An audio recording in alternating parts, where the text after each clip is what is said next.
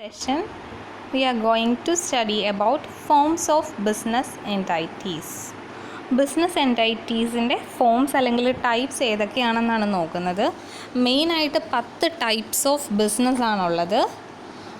ആദ്യത്തേത് sole proprietorship, then Hindu undivided family, partnership business, public sector enterprise, private sector enterprise, joint stock company, cooperative society, trust, joint ventures as well as multinational companies.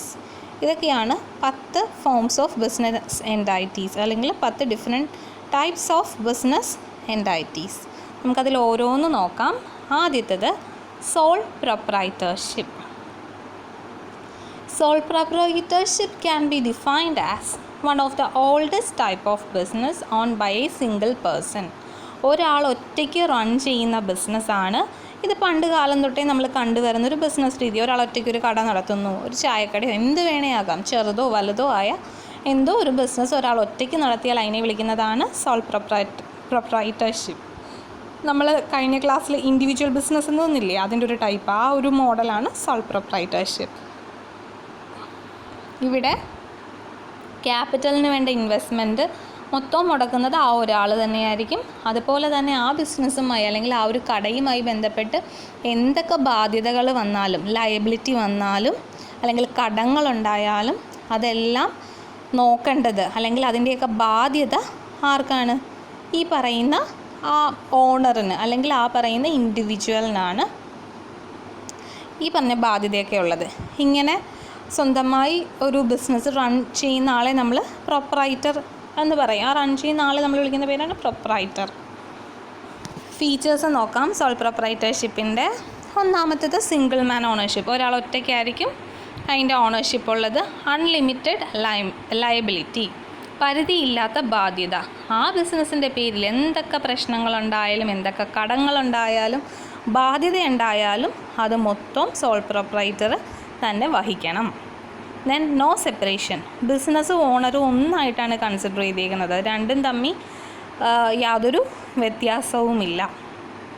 അതായത് ബിസിനസ്സിനൊരു കടം വന്നാൽ അത് ആ വ്യക്തിക്ക് കടം വന്ന പോലെയാണ്. അപ്പോൾ അതുപോലെ രണ്ടുപേരും തമ്മിൽ വലിയ വ്യത്യാസമില്ല. കടയെന്ന് പറയുന്നതും ബിസിനസ് എന്ന് പറയുന്നതും ഓണർ എന്ന് പറയുന്നതും രണ്ടും വേണമെങ്കിൽ ഒന്നായിട്ട് തന്നെ നമുക്ക് കൺസിഡർ ചെയ്യാം.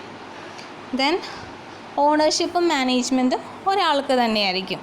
മുതലാളി ഒരാൾ തന്നെ എല്ലാം മാനേജ് ചെയ്യുന്നതും ആ ആൾ തന്നെ, അല്ലാണ്ട് പ്രത്യേകിച്ച് വേറൊരു മാനേജ്മെൻറ്റൊന്നും ആ കട നടത്താനോ നോക്കി ചെയ്യാനോ ഒന്നും ഉണ്ടാവില്ല.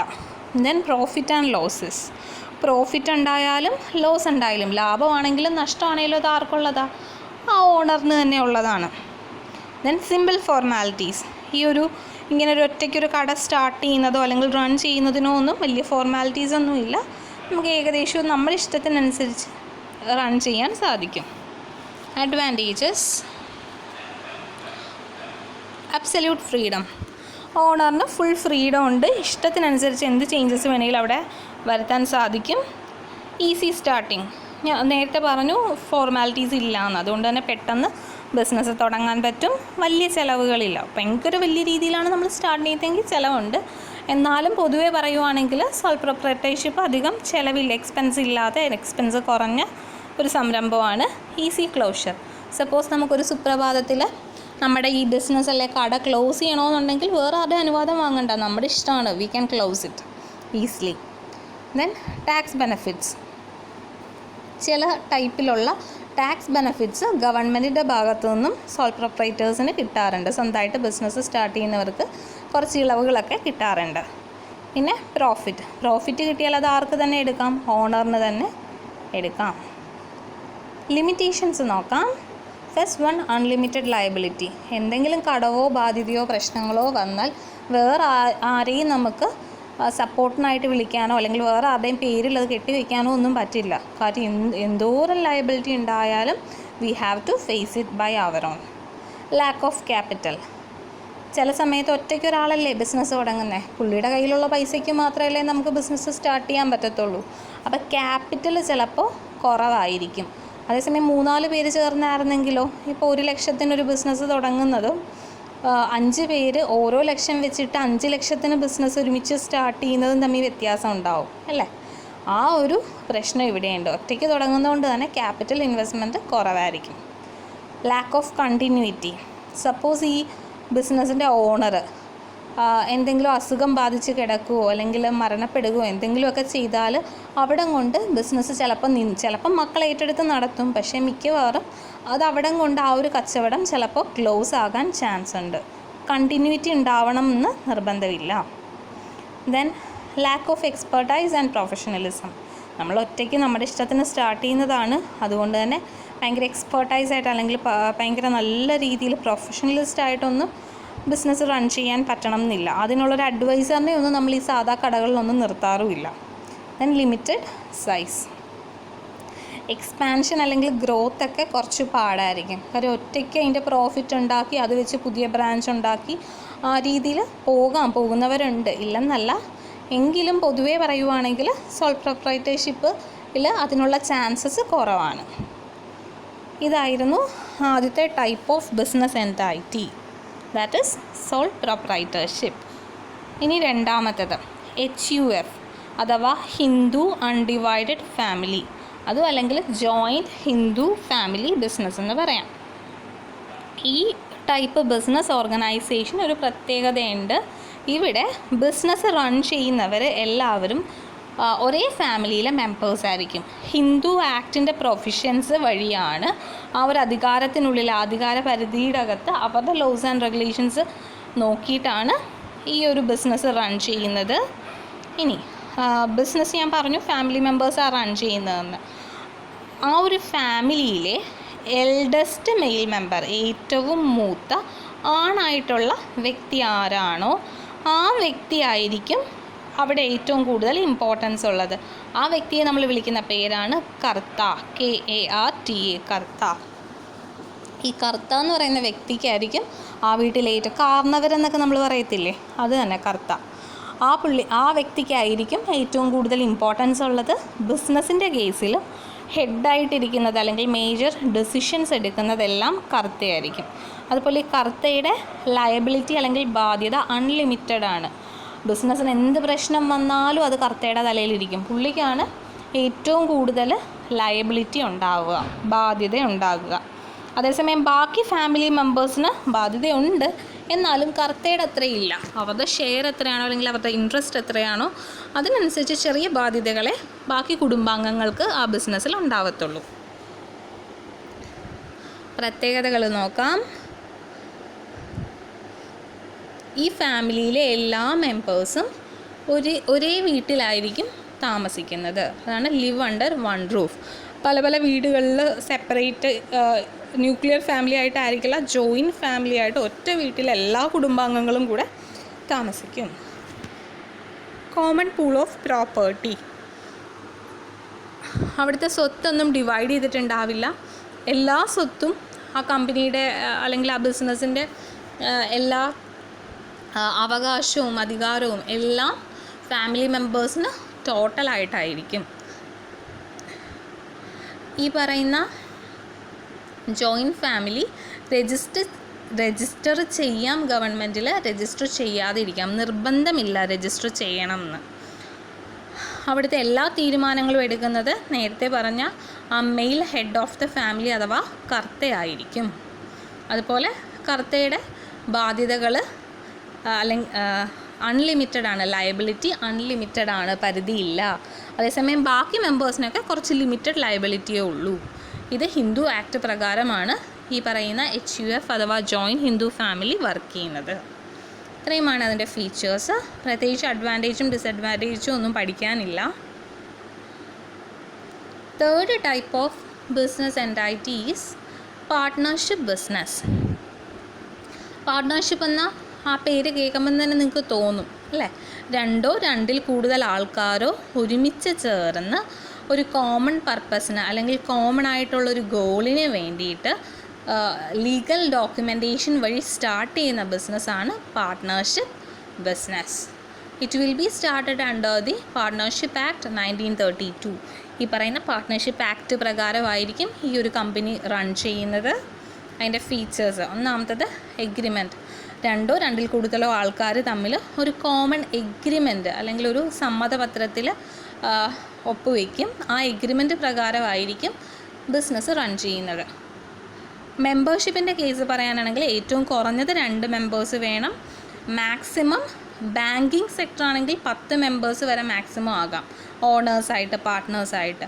ബാക്കി ഫേംസിൻ്റെ കേസിൽ മാക്സിമം 20 വരെ ഓണേഴ്സ് അല്ലെങ്കിൽ പാർട്ട്നേഴ്സ് ഓക്കെയാണ്. Then unlimited liability. ഈ പറയുന്ന പാർട്ട്നേഴ്സിൻ്റെ ലയബിലിറ്റി അൺലിമിറ്റഡ് ആയിരിക്കും. കളക്റ്റീവ് മാനേജ്മെൻ്റ് ആണ്. പാർട്ട്നേഴ്സ് എല്ലാവരും കൂടെ ചേർന്നാണ് അവിടുത്തെ തീരുമാനങ്ങൾ, ഡിസിഷൻ മേക്കിംഗ് ഒക്കെ ചെയ്യുന്നത്. എല്ലാവർക്കും ഈക്വൽ റെസ്പോൺസിബിലിറ്റി ആയിരിക്കും ഓപ്പറേഷൻസിൻ്റെ കേസിൽ. Then profit sharing. അവിടെ ലാഭമാണെങ്കിലും നഷ്ടമാണെങ്കിലും ഒന്നെങ്കിൽ ഈക്വലായിട്ട് ഷെയർ ചെയ്യും, അതല്ലെങ്കിൽ ഇവർ ഓൾറെഡി സ്റ്റാർട്ട് ചെയ്തപ്പോൾ ഒരു എഗ്രിമെൻ്റ് ഉണ്ടാക്കിയില്ലേ, അതിൻ്റെ അകത്തൊരു എഗ്രീഡ് റേഷ്യോ ഉണ്ടായിരിക്കും. എന്നുവെച്ചാൽ ക്യാപിറ്റൽ എത്രയാണോ ഓരോരുത്തർ ഇൻവെസ്റ്റ് ചെയ്തത് അതിനനുസരിച്ച് ലാഭം ഇത്ര പെർസെൻറ്റേജ് ഓരോരുത്തർക്കും കിട്ടും എന്നൊരു വ്യവസ്ഥ ഉണ്ടാക്കി കാണും. ആ എഗ്രീഡ് റേഷ്യോ പ്രകാരമായിരിക്കും പ്രോഫിറ്റ് ഷെയർ ചെയ്യുന്നത്. ലോസിൻ്റെ കേസും അതുപോലെ തന്നെ. പാർട്ട്ണർഷിപ്പിൻ്റെ അഡ്വാൻറ്റേജസ്: മൊബിലൈസേഷൻ ഓഫ് ക്യാപിറ്റൽ. കുറേ പേര് ചേർന്ന് സ്റ്റാർട്ട് ചെയ്യുന്നതുകൊണ്ട് തന്നെ ക്യാപിറ്റൽ കണ്ടുപിടിക്കാൻ ഒത്തിരി പാടില്ല. കാര്യം എല്ലാവർക്കും പലയിടത്തു നിന്നും ഫണ്ട് അറേഞ്ച് ചെയ്ത് കൊണ്ടുവന്ന് പൂൾ ചെയ്ത് ഒരുമിച്ച് വലിയ രീതിയിൽ സ്റ്റാർട്ട് ചെയ്യാൻ പറ്റും. ഗ്രോത്തിനും എക്സ്പാൻഷനും ഉള്ള ചാൻസ് കൂടുതലാണ്. ഇത്രയും പേര് ചേർന്ന് റൺ ചെയ്യുന്നതുകൊണ്ട് തന്നെ ഇൻവെസ്റ്റ്മെൻറ്റൊക്കെ കുറച്ചുകൂടെ എളുപ്പമായിരിക്കും. കൂടുതൽ ലാഭം ഉണ്ടായിക്കഴിഞ്ഞാൽ അതിനനുസരിച്ച് പുതിയ ബ്രാഞ്ചസ് സ്റ്റാർട്ട് ചെയ്യാനും ബിസിനസ് വലുതാക്കാനും ഒക്കെ പറ്റും. പിന്നെ റെസ്പോൺസിബിലിറ്റീസ് അല്ലെങ്കിൽ വർക്ക് ഒറ്റയ്ക്ക് ചെയ്യേണ്ട, എല്ലാ പാർട്ട്നേഴ്സിനും ഡിവൈഡ് ചെയ്ത് കൊടുത്തിട്ടുണ്ടായിരിക്കും, അതനുസരിച്ചായിരിക്കും ചെയ്യുന്നത്. Then efficient management.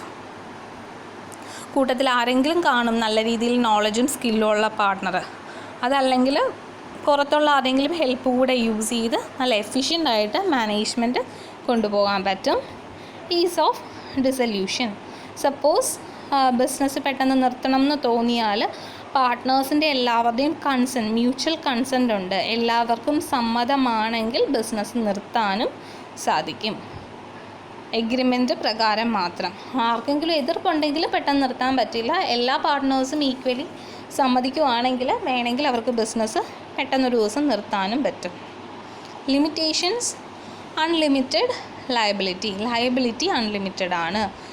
Limited capital. നമ്മൾ നേരത്തെ പറഞ്ഞു ക്യാപിറ്റൽ കണ്ടുപിടിക്കാൻ എളുപ്പമാണെന്ന് പറഞ്ഞു, ബട്ട് സ്റ്റിൽ ഇവിടെ പറയുന്നു ലിമിറ്റഡ് ക്യാപിറ്റൽ എന്ന്. കാരണം a firm can raise capital only from the permitted number of partners admitted to the firm. So it is not suitable for capital intensive business project. ഒത്തിരി വലിയ business project start ചെയ്യാൻ പറ്റില്ല. കാര്യം ആകെ 10 അല്ലെങ്കിൽ maximum 20 മെമ്പേഴ്സേ ഉണ്ടാവത്തുള്ളൂ. അപ്പോൾ അവർക്ക് കൊണ്ടുവരാവുന്ന ഫണ്ടിന് സോൾ പ്രൊപ്രൈറ്റർഷിപ്പ് വെച്ച് നോക്കിയാൽ അതിനേക്കാൾ നല്ലതാണ്. എന്നാലും അതിലും വലിയ വൻകിട ബിസിനസ് നോക്കിയാൽ അത്രയും പൈസയൊന്നും ചിലപ്പോൾ ഒപ്പിക്കാൻ ഇവർക്ക് സാധിക്കത്തില്ല. Then limited life. കൂട്ടത്തിൽ ഏതെങ്കിലും ഒരു പാർട്ട്ണർ ഡെത്ത് സംഭവിക്കുകയോ മരിക്കുകയോ ഇൻസോൾവൻ്റ് ആകുകയോ, ഇൻസോൾവൻ്റ് എന്ന് വെച്ചാൽ പാപ്പരാകുക എന്ന് പറയും. പാപ്പരാകുക മീൻസ് സ്വന്തമായിട്ട് യാതൊരു വിധത്തിലുള്ള പൈസയും ഇല്ല, സീറോ ബാലൻസ് എന്ന രീതിയിൽ കോടതി മുദ്ര കുത്തത്തില്ലേ, അങ്ങനെയുള്ളവരെ പറയുന്നതാണ് പാപ്പരാകുക എന്നൊക്കെ പറയും, ഇൻസോൾവൻസി. അപ്പോൾ ഇൻസോൾവൻസി സംഭവിക്കുകയോ അതല്ലെങ്കിൽ പാർട്ട്ണറിന് ലൂണസി വരികയോ, ലൂണസി എന്ന് വെച്ചാൽ മെൻ്റൽ ഡിസോർഡറാണ്. നമ്മൾ മലയാളത്തിലെ വട്ട് ഭ്രാന്ത് എന്നൊക്കെ പറയില്ലേ, ആ ഒരവസ്ഥ. അങ്ങനെ എന്തെങ്കിലും സംഭവിക്കുകയാണെങ്കിൽ, മരണം സംഭവിക്കുകയോ പാപ്പരാകുകയോ അല്ലെങ്കിൽ എന്തെങ്കിലും മെൻ്റൽ ഡിസോർഡേഴ്സ് ഉണ്ടാകുകയോ ചെയ്താൽ ഒരു പക്ഷേ ബിസിനസ് ഷട്ട് ഡൗൺ ചെയ്യേണ്ടി വരും, പെട്ടെന്ന് നിർത്തേണ്ടി വരും. Then chances of disputes. Partners തമ്മിൽ വഴക്കുണ്ടാകാനുള്ള സാധ്യത കൂടുതലാണ്. Non transferability of interest. Partners തമ്മിൽ നമുക്ക് ഇൻട്രസ്റ്റ് ഷെയർ ചെയ്യാൻ പറ്റും, കിട്ടുന്ന ലാഭവിഹിതം ഷെയർ ചെയ്യാൻ പറ്റും. പക്ഷെ ഒരു മൂന്നാമതൊരു വ്യക്തിയുമായിട്ട് അത് ഷെയർ ചെയ്യുന്നത് പറ്റില്ല. അങ്ങനെ ഷെയർ ചെയ്യണമെങ്കിൽ പാർട്ട്നേഴ്സ് തമ്മിൽ മ്യൂച്വൽ കൺസെൻ്റ് ഉണ്ടായിരിക്കണം. ഇതൊക്കെയാണ് ലിമിറ്റേഷൻസ്. ഇനി ഈ പറഞ്ഞ പാർട്ട്ണർഷിപ്പ് ബിസിനസ് മെയിനായിട്ട് 3 ടൈപ്പിലുണ്ട്: GP, LP, LLP. ഏതൊക്കെയാണ്? GP, LP, LLP. GP എന്ന് വെച്ചാൽ general partnership, LP means limited partnership and LLP means limited liability partnership. ഓരോന്ന് നോക്കാം. ആദ്യത്തേത് GP അഥവാ ജനറൽ പാർട്ട്ണർഷിപ്പ്. ഇവിടെ പാർട്ട്നേഴ്സിന് അൺലിമിറ്റഡ് ലയബിലിറ്റിയാണ്, ബാധ്യതയ്ക്ക് പരിധിയില്ല. അതുപോലെ എല്ലാവരും ഈക്വലി റെസ്പോൺസിബിൾ ആയിരിക്കും ബിസിനസ്സിൻ്റെ ഓപ്പറേഷൻസ് റൺ ചെയ്യാൻ. പ്രോഫിറ്റോ ലോസോ വന്നാൽ അവർ എഗ്രീഡ് റേഷ്യോ പ്രകാരം പരസ്പരം ഷെയർ ചെയ്യും. അതാണ് സാധാ ജനറൽ പാർട്ട്ണർഷിപ്പ്. രണ്ടാമത്തേത് ലിമിറ്റഡ് പാർട്ട്ണർഷിപ്പ്. ലിമിറ്റഡ് പാർട്ട്ണർഷിപ്പിൽ ഒരു പാർട്ട്ണറിനെ ജനറൽ പാർട്ട്ണറായിട്ട് കൺസിഡർ ചെയ്യും. ഓക്കെ, ആ ജനറൽ പാർട്ട്ണറിന് അൺലിമിറ്റഡ് ലയബിലിറ്റിയാണ്, അതായത് ബാധ്യതയ്ക്ക് പരിധിയില്ല.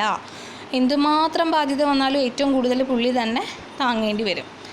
അതേസമയം ബാക്കി പാർട്ട്നേഴ്സില്ലേ, അവർ സാധാ പാർട്ട്നേഴ്സ് ആയിരിക്കും, അവർക്ക് ലിമിറ്റഡ് ലയബിലിറ്റി ഉണ്ടാവത്തുള്ളൂ. ഓക്കെ, അതും അവരെത്രയാണോ ക്യാപിറ്റൽ ഇൻവെസ്റ്റ് ചെയ്തത് അതിനനുസരിച്ചുള്ള ഒരു ചെറിയ രീതിയിലുള്ള ലയബിലിറ്റി ഉള്ളൂ. പക്ഷെ ബാക്കി മൊത്തവും ലയബിലിറ്റിയും നോക്കേണ്ടത് ഈ പറയുന്ന ജനറൽ പാർട്ട്ണർ ആയിരിക്കും. ഇതാണ് LP. And the last one LLP അഥവാ ലിമിറ്റഡ് ലയബിലിറ്റി പാർട്ട്ണർഷിപ്പ്. ഇവിടെ ചില പാർട്ട്നേഴ്സിന് ലയബിലിറ്റി പ്രൊട്ടക്ഷൻ കൊടുക്കുന്നു. അതായത് ബാധ്യത വന്നാൽ, കടം വന്നാൽ ആ പാർട്ട്നേഴ്സിന് അതിൽ യാതൊരു റോളും ഉണ്ടാവത്തില്ല, സുഖമായിട്ട് കയ്യും കഴിയും അവർക്ക് വീട്ടിൽ പോകാം. Okay, they does not have personal liability for the negligence of other partner. വേറൊരു പാർട്ട്ണർ സ്വന്തം മിസ്റ്റേക്ക് കൊണ്ടാണെങ്കിൽ നോക്കേണ്ടി വരും. വേറൊരു പാർട്ട്ണർ കാരണം എന്തെങ്കിലും മിസ്റ്റേക്ക് സംഭവിക്കുകയോ കടവോ ബാധ്യതയോ ഉണ്ടാകുകയോ ചെയ്താൽ ലിമിറ്റഡ് ലയബിലിറ്റി പാർട്ട്ണർഷിപ്പ് ആണെങ്കിൽ ബാക്കി മെമ്പേഴ്സിന് അല്ലെങ്കിൽ ബാക്കി പാർട്ട്നേഴ്സിന് അതിൽ യാതൊരു വിധത്തിലുള്ള ബന്ധവും ഉണ്ടാവില്ല, അവർക്കത് നോക്കേണ്ട കാര്യവുമില്ല. അതുപോലെ സ്വന്തം വീട് വിൽക്കുകയോ അല്ലെങ്കിൽ സ്വന്തം സാധനങ്ങൾ വിറ്റ് ആ കടം വീട്ടേണ്ട ഒരു ആവശ്യമൊന്നും പാർട്ട്നേഴ്സിന് വരത്തില്ല. അതേസമയം നമ്മൾ അൺലിമിറ്റഡ് ലയബിലിറ്റി എന്നൊക്കെ പറയുന്ന കേസിൽ പരിധിയില്ലാത്ത ബാധ്യത എന്ന് പറയില്ലേ, ആ കേസാണെങ്കിൽ എന്ത് സംഭവിക്കുമെന്ന് ചോദിച്ചു കഴിഞ്ഞാൽ സ്വന്തം വീട് വിറ്റിട്ടോ അല്ലെങ്കിൽ കാറ് വിറ്റിട്ടോ അങ്ങനെ എന്ത് സംഭവം, സ്വന്തമായിട്ടുള്ള എന്തെങ്കിലും വസ്തുക്കൾ വിറ്റിട്ടോ പണയം വെച്ചിട്ടോ ഒക്കെ പൈസ ഉണ്ടാക്കി ആ ബിസിനസ്സിൻ്റെ കടം വീട്ടിയേ പറ്റത്തുള്ളൂ. അതാണ് അൺലിമിറ്റഡ് ലയബിലിറ്റി എന്ന് പറയുന്നത്. പക്ഷേ ഇവിടെ പാർട്ട്നേഴ്സിന് ലിമിറ്റഡ് ലയബിലിറ്റിയാണ് ഉള്ളത്. ഓക്കെ, ഇതായിരുന്നു തേർഡ് ടൈപ്പ് ഓഫ് ബിസിനസ് എൻറ്റൈറ്റി.